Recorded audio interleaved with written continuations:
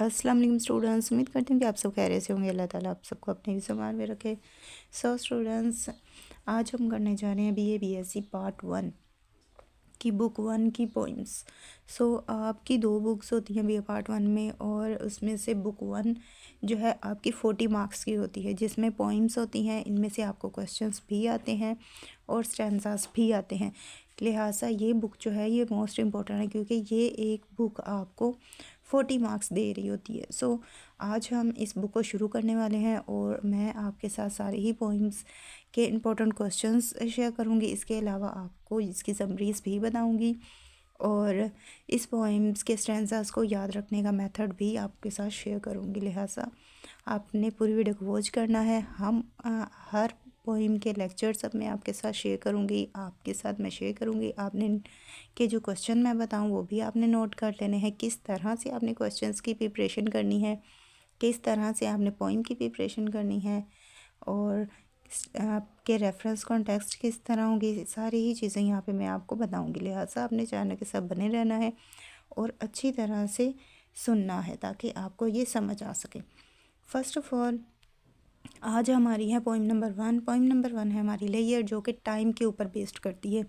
ये हमारी पोइम्स जो है इसमें सारा ही टाइम से रिलेटेड आपसे जो पोइट है वो बयान कर रहा है। वो खुद को इस कदर में मसरूफ़ बता रहा है। पोइम में पोइट कह रहा है कि वो इस कदर मसरूफ़ है कि उसके पास किसी भी चीज़ के लिए टाइम नहीं है, और इस में वो किन किन चीज़ों को देखने का बोल रहा है कि किन चीज़ों को फ़ील करने का, किन चीज़ों को महसूस करने का टाइम नहीं है, वो भी यहाँ पे एक्सप्लेन किया जा रहा है। सो आपकी जो पॉइंट्स होती है, जो सबसे पहले ऊपर इस तरह से समरीज़ होती हैं, उन्हें आपने लाजमी रीड करना है। ये समरीज़ बुक में अवेलेबल नहीं है, लिहाजा आपने जो टेक्स्ट बुक्स यूज़ कर रहे हैं इसके बिहाफ पे जो आप गाइड या कुछ और नोट्स वगैरह बाय कर रहे हैं वहाँ पे इसके ये अवेलेबल होगा। अदरवाइज़ यहाँ पे भी मैं आपको ये शो करवा रही हूँ, आप खुद भी इसे रीड कर सकते हैं और मैं भी इसे एक मरतबा रीड करके आपको बता दूँगी।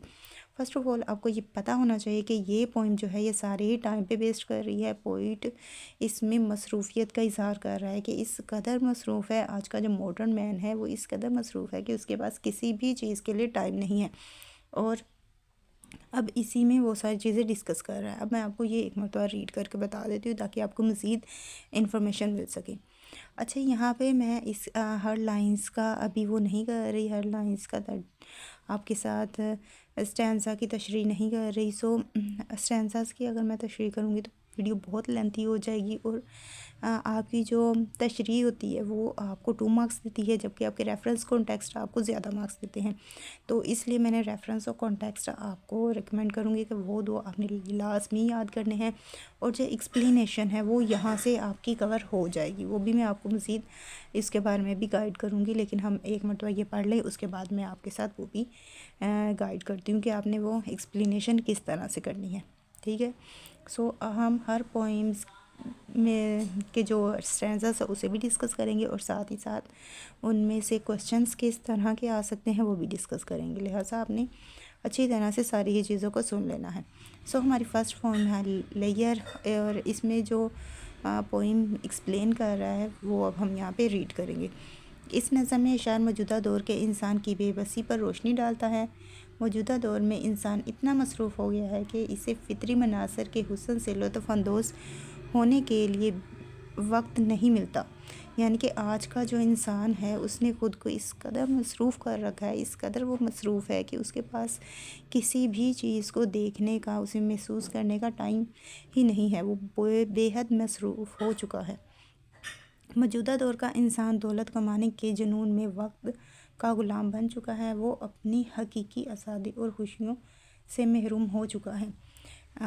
यहाँ पे भी रियलिटी बेस्ड बात की गई है कि आज का जो इंसान है वो पैसे कमाने के लिए, पैसों के चक्कर में ख़ुद को मसरूफ़ रख रहा है। वो टाइम पे अभी देखा जाए तो हर चीज़ टाइम के अकॉर्डिंग कर रहा होता है उसे, क्योंकि उसे ज़्यादा से ज़्यादा पैसा कमाना है, ज़्यादा से ज़्यादा तरक्की हासिल करनी है, और जो उसकी असल खुशियाँ हैं, जो उसकी आसपास की इन्वायरमेंट है, उसके पास उसको देखने का भी टाइम नहीं है। अल्लाह ताला ने इंसान की तफरीही तब के लिए लाजवाल मुनासिब और नेमतें अता की हैं, लेकिन मौजूदा सदी के इंसान के पास इतना वक्त नहीं कि वो इन नेमतों से बहरावर हो सके। रियलिटी है कि इंसान इस कदर मसरूफ़ है कि वो ना तो इधर उधर की चीज़ों पे इतना ध्यान दे रहा है, ना ही वो उनसे लुत्फ़अंदोज़ हो रहा है। नज़म में शायर सवाल करता है कि इस ज़िंदगी का क्या फ़ायदा जब इसमें हमारे लिए सिर्फ ज़िम्मेदारियाँ और परेशानियाँ हैं। हम अपनी ज़िंदगी में इस कदर मसरूफ़ हैं कि अपने इर्द गिर्द पड़ी हुई एशिया को नज़र भर कर नहीं देख सकते। इस लिहाज से हमारी हालत मवेशियों और जानवरों से भी बदतर है। जानवरों के पास यकीनी तौर पर इतना वक्त होता है कि वो किसी खूबसूरत शय को देखकर लुत्फ़अंदोज़ हो सके। यहाँ पे शायर मायूसी का इज़हार कर रहा है कि हमारे पास इतना भी टाइम नहीं है कि हम इधर उधर की खूबसूरती को देख सके एज़ कम्पेयर टू एनिमल्स के पास टाइम होता है, वो इर्द गिर्द की खूबसूरती को देख सकते हैं, लेकिन हम इस कदर मसरूफ़ हैं कि हम इर्द गिर्द की खूबसूरती को देख ही नहीं रहे। शायर इस बात पर अफसोस का इज़हार करता है कि हमारे पास इतना वक्त नहीं कि हम जंगल में से गुज़रते हुए गिलहरियों को अखरोट छुपाते हुए देख सकें। हमारे पास इतना वक्त नहीं है कि हम दिन के उजाले में नदियों में सितारों के अक्स को देख सकें। हमारे पास फुर्सत के इतने लम्हात नहीं हैं कि हम नज़र भर कर नौजवान हसीना को देख सकें जो हमें मोहब्बत भरी नज़रों से देख रही हो। हमारे पास इतना वक्त नहीं कि हम इसके रक़्स करते हुए पाँव को देख सकें, ना ही हमारे पास इतना वक्त है कि हम इसकी आँखों में जन्म लेती हुई मुस्कुराहट को चेहरे पर फैलते हुए देख सकें। हम मादी मशागल में इस तरह गुम है कि हमारे पास फितरी हुस्न से लुत्फ़अंदोज़ होने का वक्त नहीं है। यहाँ पे भी आप देखें कि पूरी ही पोइम में वो ख़ुद को यही एहसास दिला रहा है कि किसी भी चीज़ के लिए टाइम नहीं है। यहाँ पे पोइम जो है यही एक्सप्लेन कर रहा है कि उसके पास किसी भी चीज़ के लिए टाइम नहीं है। अब इसके उस पे आ जाते हैं स्टैंज़ास पे। अब यहाँ पे आप इसके स्टैंज़ास देखें, ये हैं इसके स्टैंज़ास। अब इसके स्टैंज़ास जब भी आपको आएंगे आपको पता चल जाएगा हर एक स्टैंज़ास में टाइम का ज़िक्र है। जब भी आते हैं स्टैंज़ास आपको 3-4 लाइंस इसी तरह से 4 लाइंस ही आएंगी स्टैंज़ा की, अदरवाइज़ आपको 2 लाइंस भी आए तो आप इसे इजीली पहचान सकते हैं क्योंकि इसमें हर स्टैंज़ास में टाइम का ज़िक्र है, तो पहचानने में कोई भी मुश्किल नहीं होगी, इजीली आप पहचान सकेंगे। अब जो ऊपर मैंने समरी बयान की है उस समरी को आपने अच्छी तरह से फॉलो करना है क्योंकि उस समरी में जो कुछ बयान है वो सारे इन स्टैंज़ास में से लिया गया है। इन सारे स्टैंज़ास की ट्रांसलेशन वो समरी है। अब यहाँ पे देखें, what is the life of full of care, इस ज़िंदगी का क्या फ़ायदा। वो एक जगह पे ऊपर हमने पढ़ा है ना कि शायर यहाँ पे वहाँ पे कह रहा था कि इस ज़िंदगी का क्या फ़ायदा जब हमारी ज़िंदगी ही परेशानियों से भरी हो, तो ऐसी ज़िंदगी का क्या फ़ायदा।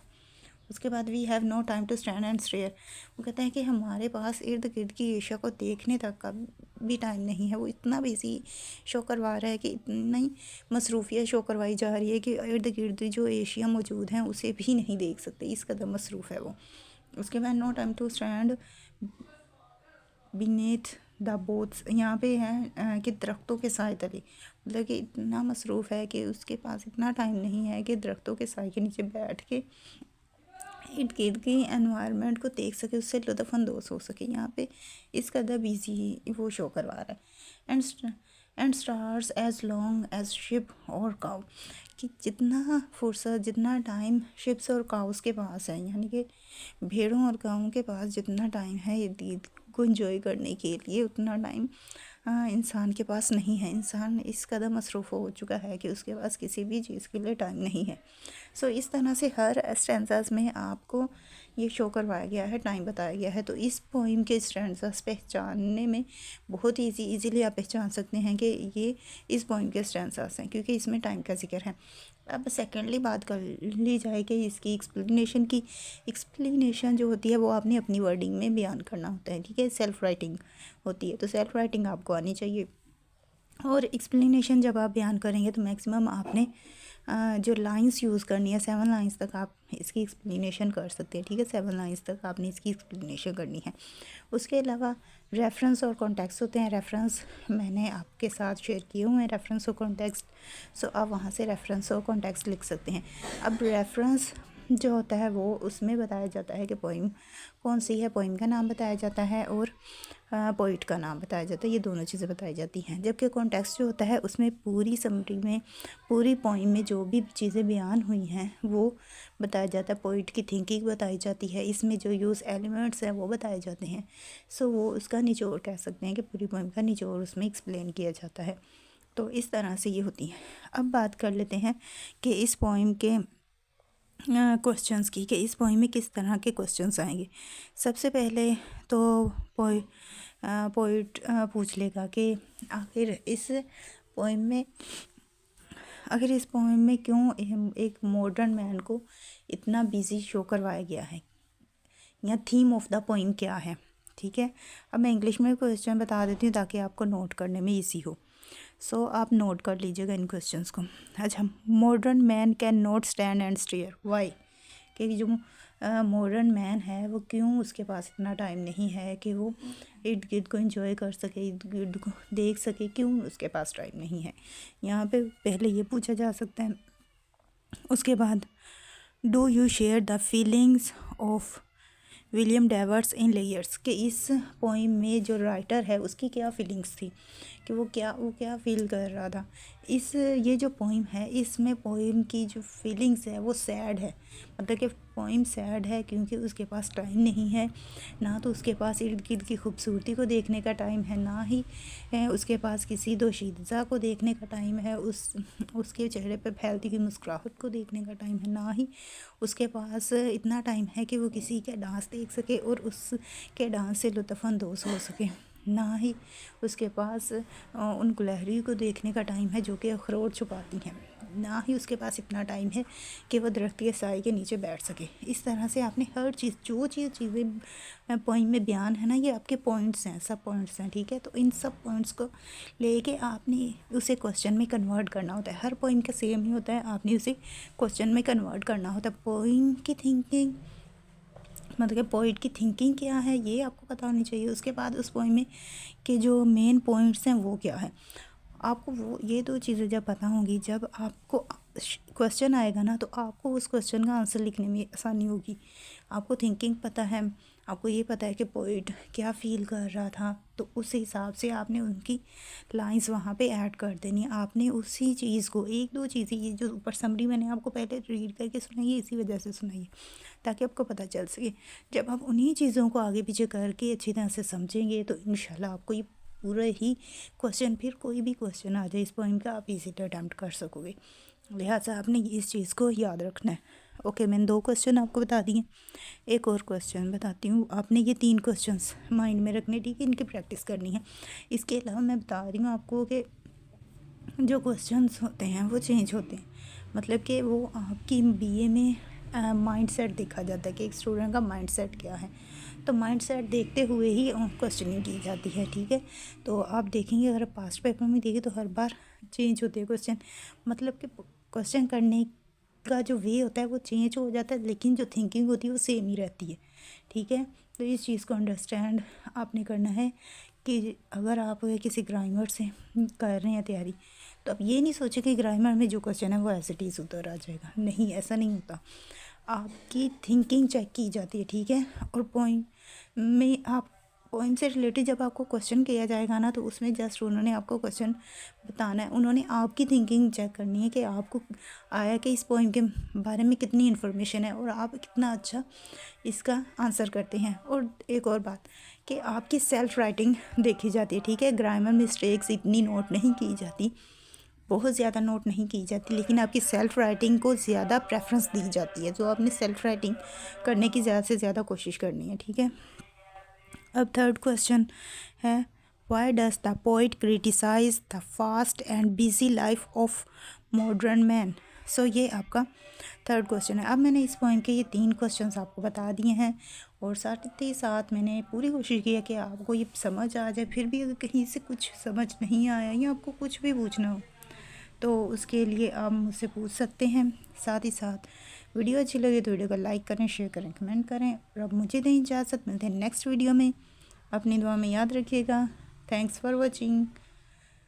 और एक और बात, अगर आप चाहते हैं कि मैं नेक्स्ट पोइम का भी लेक्चर अपलोड करूं, अगर आपको ये समझ आ गई हैं तो देन हम आगे कंटिन्यू रखेंगे, अदरवाइज़ फिर यहीं पे ही मैं स्टॉप कर दूँगी, ठीक है। सो आपके फीडबैक से ही मुझे पता चलेगा एंड देन ही मैं नेक्स्ट अपलोड करूँगी। और अब इसी के साथ मुझे दें इजाज़त। Thanks for watching. अल्लाह हाफिज़।